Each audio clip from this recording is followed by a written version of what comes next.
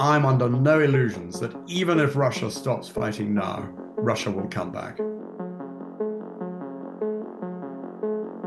Rare earths and minerals. When I hear about the minerals deal, Trump and Putin, it sounds like two mafia bosses stitching up or doing a shakedown of the small man in between. As a former Deputy Supreme Allied Commander Europe, let's try to give viewers sort of insight in this possible in negotiations of the security guarantees. The only way Russia is going to be deterred is if it knows that when it crosses the boundary again and attacks again, they have no chance of success.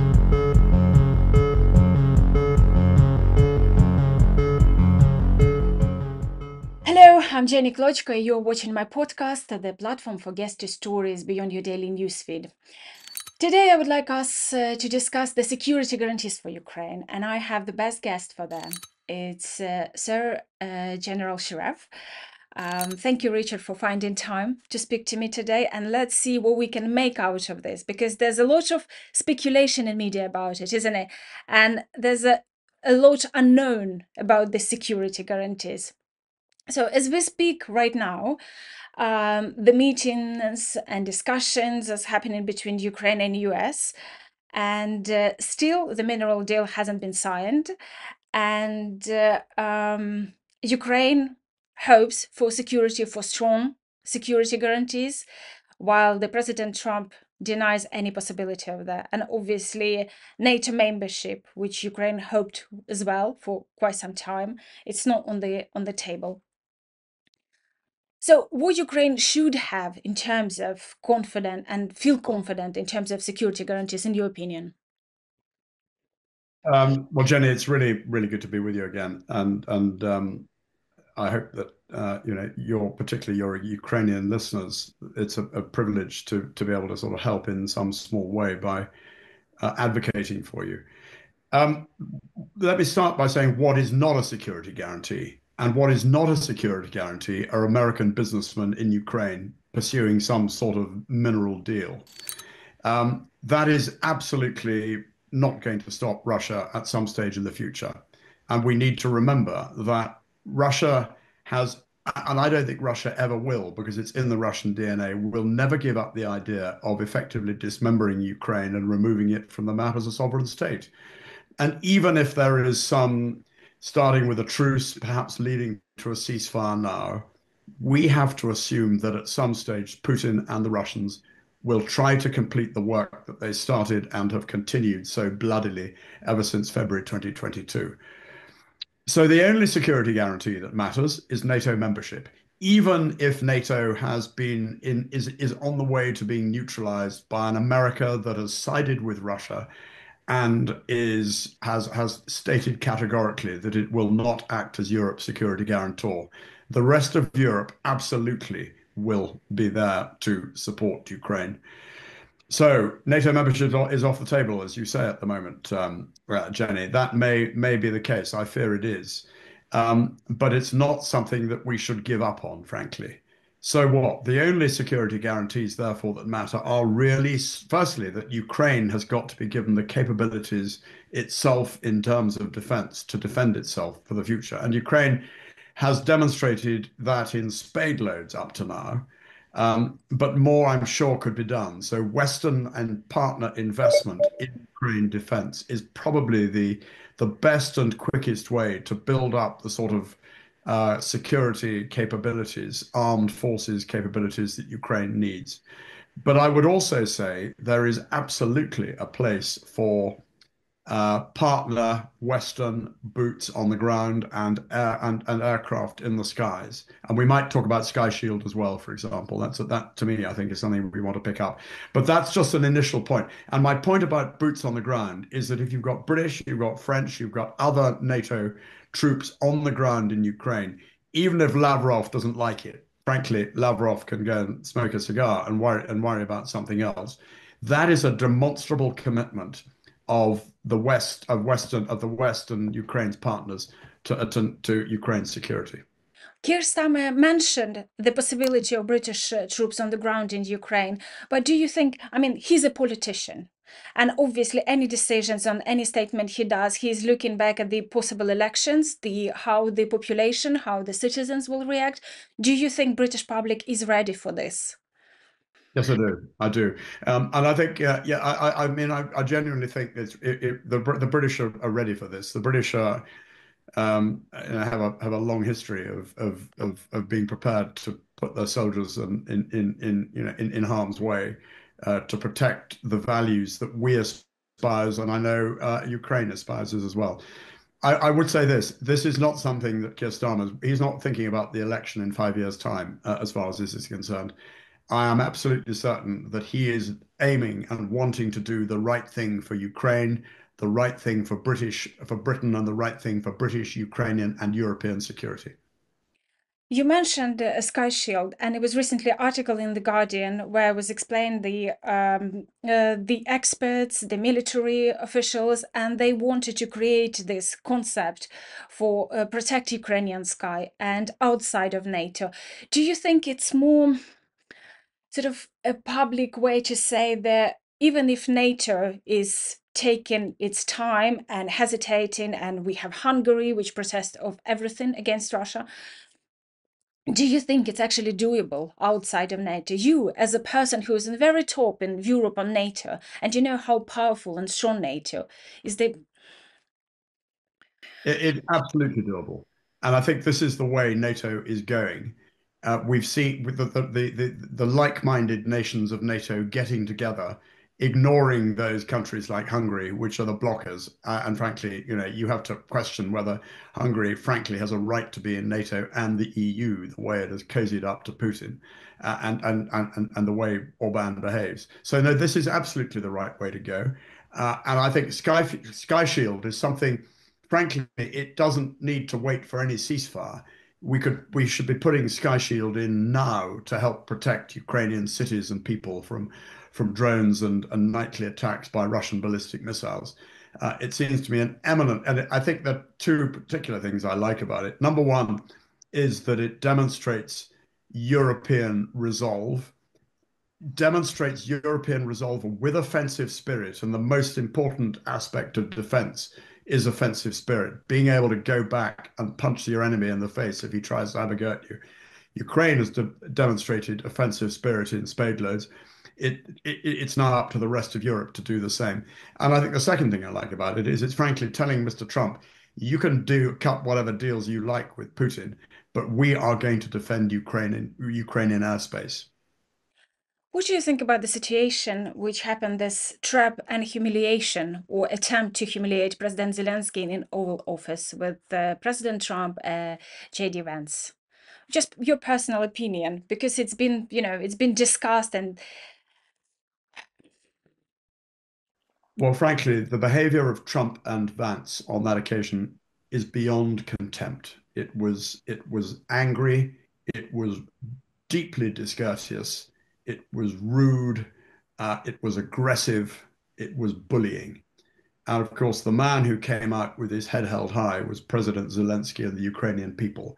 I would also say that the behavior of Trump in the White House to the leader of an ally. Don't forget that America is still bound to Ukrainian security by the Budapest Memorandum of 1994. And for Trump to behave like that was demeaning of Trump and demeaning of the American people and not worthy of the American people. So it was an appalling display of bad manners. do you think he actually has the plan? Because it doesn't look like, he was claiming it during elections, but we don't really take serious what leaders say during the elections because it's elections. But the way how he's acting so far, it feels like he's pushing and trying to blackmail, cutting off of sharing security, intelligence with Ukrainians. Now he apparently gives back access, and then he's closing this military base in Athens or Greece, where all the military aid was coming to Ukraine from the US. Is their plan? It's sort of like your take. My take, um, I think it sounds to me as if the Trump peace plan is very close to the Putin plan. I think Trump and Putin, Trump is in a sense parroting Putin. And I think because I think the real risk is that he is going to force a peace plan or a ceasefire plan on Ukraine, which gives Putin what he wants, which allows Putin to hold on, not only to hold on to the areas of Ukraine that Russian troops have occupied so far, but potentially gives Russia even more territory of Ukraine, and as I said earlier, more people from Ukraine. This is not trading land for peace so much as trading Ukrainian people for a ceasefire. And you know better than anybody what that means in terms of occupation. So this is giving up to Russian occupation more Ukrainian people. Demilitarization of Ukraine is also demonstrating that Putin is determined to see Ukraine as a client state and forcing an election in which no doubt Putin will be trying to put in place a government that is a puppet government and allows Putin to turn, as I say, turn Ukraine into a client state like Belarus. So that is the real worry. And then on top of that, we've got the so-called minerals deal. Now, I don't know the details of the deal, but to me, it sounds like when I hear about the minerals deal, Trump and Putin, it sounds like two mafia bosses stitching up or doing a shakedown of the small man in between. And that is, that is appalling. Having said all that, let's be clear. If there is a truce for 30 days, as is being proposed at the moment, that means 30 days of people not dying, of Ukrainian soldiers not dying. And that's to be welcomed. But I think we've got to be really, really suspicious about Russia. The ball is in Putin's court. We'll see how Putin responds to the overtures of the Americans. But I'm under no illusions that even if Russia stops fighting now, Russia will come back. As a former Deputy Supreme Allied Commander Europe, let's try to give viewers sort of insight in this possible in negotiations of the security guarantees. Last July, I was able to film this European summit in Belém Palace when all the European leaders came, and there was lots of media, and Ukraine signed several cooperation agreement with different countries, and the access, even being present there, in these little rooms where the presidents or prime ministers coming in, shaking hands, signing something, and then going away. I want we filmed something, so I want at this point of our interview viewers have a look what we filmed. But my question is, how it's happening, the real work. I presume the real work done before they actually meeting, isn't it? Before they actually signing or shaking hands. And what does it take? Is it sort of generals or the commanders of the armies getting together and foreign ministers? How it's happening these negotiations? Because it's quite complicated matter, isn't it? It's a very complicated matter. But you're right. The work will be done before the heads of state get together, because what you don't want is the sort of scenes we had in the White House, where you've got a head of state shouting at another head of state. So the work is done by diplomats, negotiators, mediators. There will absolutely be military input, and there'll be input from other agencies as well. So the work is done behind the scenes, and it takes time. And more than that, I can't say. But then when it takes time, and then when it's ready, then it's the time for the heads of state to get involved to do the sort of theatrical upfront stuff. In terms of UK readiness for potential conflict with Russia, because the statements from the British generals, and we discussed it in your first interview on my podcast, that's probability like 3-5 years might be coming. Do you think the UK is ready in terms of army, in terms of defense expenses? No, not now. Absolutely not. But the armed forces have been seriously hollowed out by a decade and a half of the previous government and what they've done to defence. There's been a complacent unwillingness to look at the facts and really understand the security threats facing Europe and therefore facing Britain. And the reality that the defence of Britain starts not on the coastline of Britain, but on the borders of NATO in Eastern Europe, and indeed on the front line in Ukraine. So what? So a lot needs to be done to make the armed forces of Britain ready, and not only the armed forces but society as a whole. Because as you've seen and we've seen in the last 3 years, it's not just the armies and the navies and the air forces that are fighting, it's the civilians who are in the front line as well, night after night in Ukrainian cities being missiled and bombed and attacked by drones.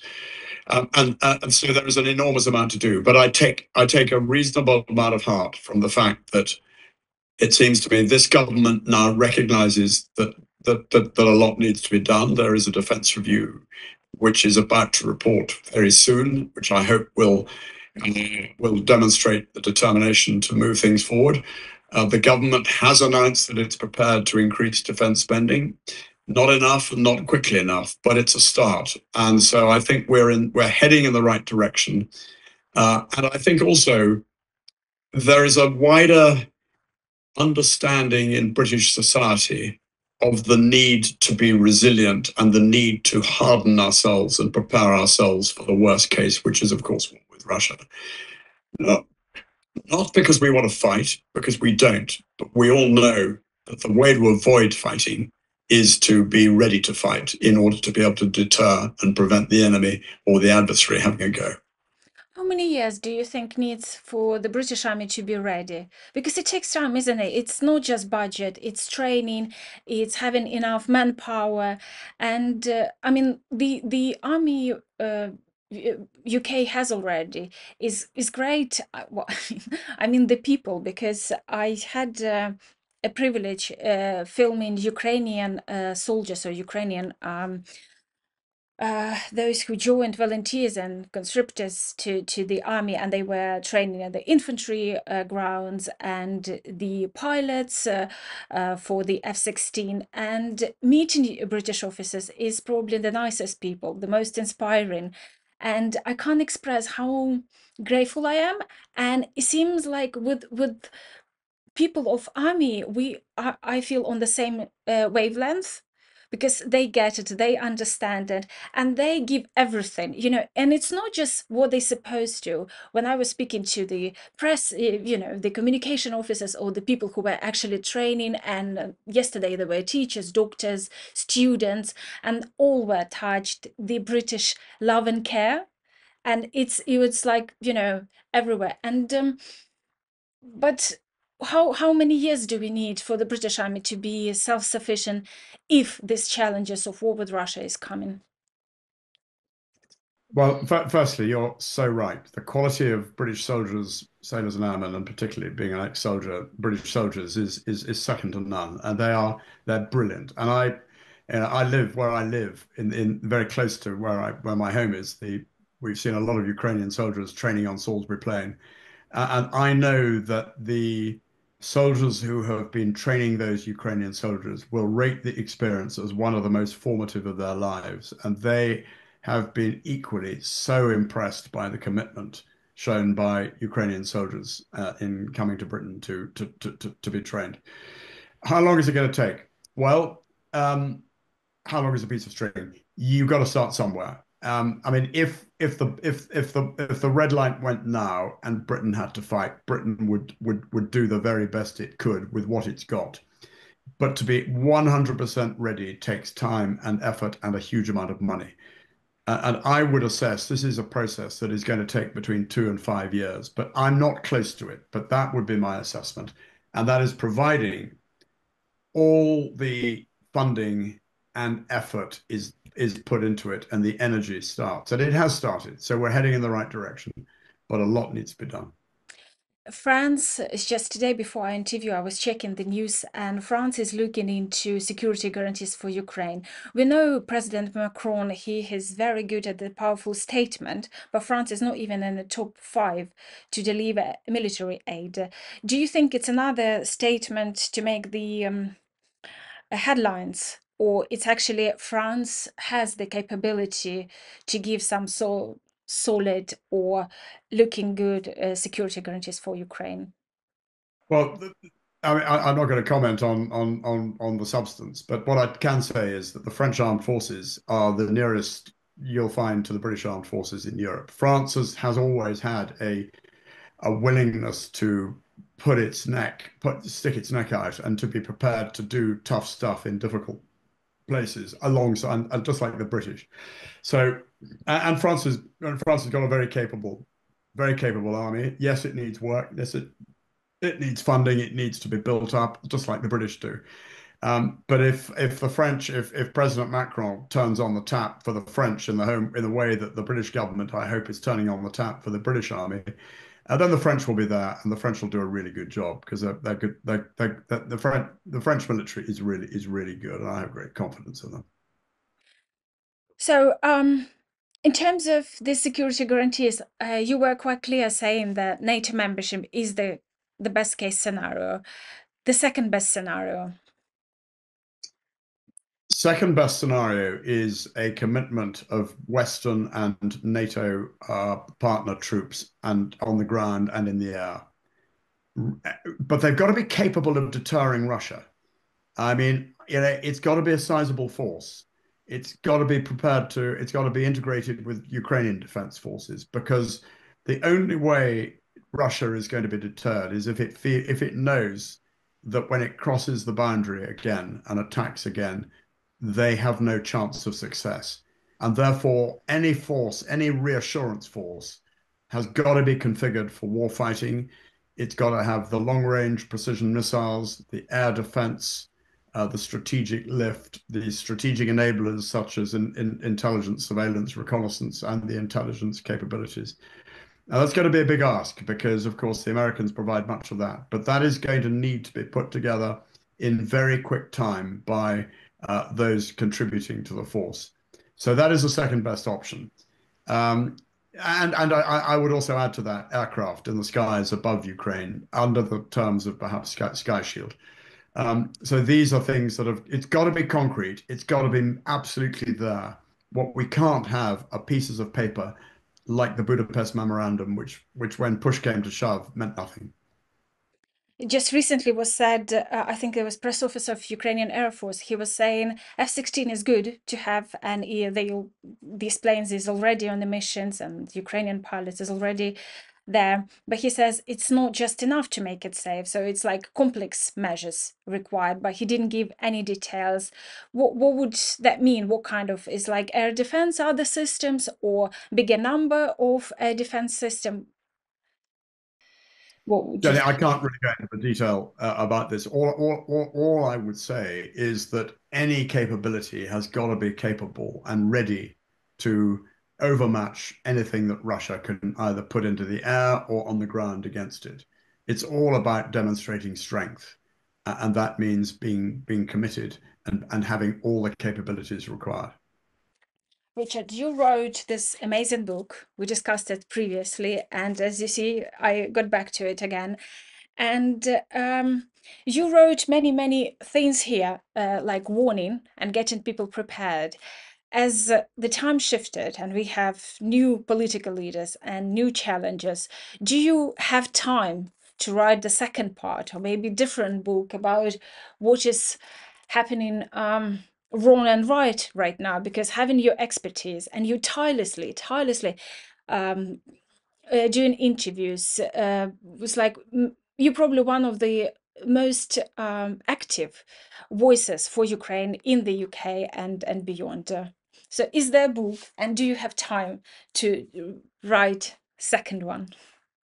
There's not going to be another book, Jenny. No, one was enough. I mean, what I said in that book, I haven't changed my view in any way at all, and everything I said there is remains my thinking. but I wrote it to get a message out, and um, in a sense, I'd have nothing new to say in a new book except the same message. Um, and when you write, you've got to have a passion and a determination. And I mean, I still have the passion and determination, but I'm not sure I want to write another 120,000 words. I'm very happy. It's much easier to talk rather than write. It's a lot of work, and I've got a lot of other things to do as well. Yeah, I mean it's exhausting, and people who write the book, they say it's like a lonely job to be, because it's 9 to 5, isn't it, in front of your computer. Yeah, it is. And there's another thing. I mean, one of the reviewers, I remember. I mean, I got it got very mixed reviews, and I was hammered in a number of reviews. I do remember the Russian ambassador in Tehran was quizzed about it, and he thought I should see a psych. He thought I should be locked up in a psychiatric hospital, but that's a Russian view. But I do remember one reviewer saying that it was a book written in anger, and in a sense, it was because I was really angry by the complacency being shown by Britain and NATO in the face of what seemed to me the most obvious dangerous threat to European security since Adolf Hitler. Richard, I have the question I ask all my guests, and it doesn't matter are they Ukrainians or they are from the other part of the world, but I'm struggling to sort of like angle it for you. So my question is, why do you love Ukraine? But I would probably say, why do you defend Ukraine? Why do you make everything to be heard, to be seen, in order to make Ukraine protected, secure, and people on the top who are actually making these decisions to do the right thing, or at least the general public to hear you, to hear the voice of common sense and the right things? Um, well, firstly, Ukraine is a great country. Ukrainian people are brave, innovative, energetic, and ready to fight for that most precious of things, freedom. And Ukrainian people really understand the price of freedom and have put their bodies and their lives and the lives of their young women and young men on the life of the defense of that most precious asset. And in doing so, they are the defense of Europe. And so liberty, freedom of speech, freedom before the law, equality before the law, these are all precious democratic assets and democratic values and principles. And Ukraine is defending those on all our behalves. And so I think and it's difficult. It's impossible not to be so deeply impressed by the bravery and commitment of Ukrainian people. And then, of course, as well as all that, Ukrainians have, and I don't know Ukraine well, but my sense is Ukrainians have a sense of fun and a spirit and a sense of humor and that old-fashioned word, a sort of sense of gaiety, which is infectious. And we can all learn from that. So I admire and respect, and yeah, I do love Ukraine. Thank you, Richard. Thank you very, very much. Ah, thank you for finding time. And is always very inspiring and very sort of energetically contagious. And I'm endlessly grateful. And I hope to see you soon again on the podcast. I hope to see you soon as well, Jenny, and look after yourself. Thank you for having me.